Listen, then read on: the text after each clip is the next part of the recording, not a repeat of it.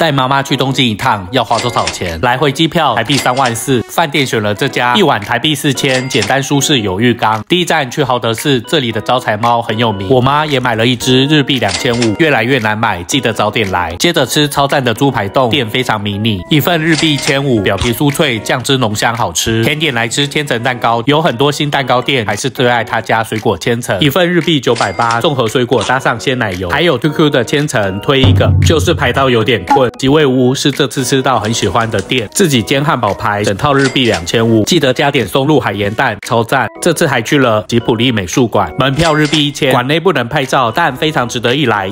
接着去喝下午茶，可以近距离看到东京铁塔，每人点了一壶茶，日币1400，就可以享受风景。这次还去体验了和服，每款价钱不一样，逛完可以到浅草寺走走，拍拍照。这次也安排了购物行程，看他买得很开心，满足的旅程。我是志明，点点赞才行。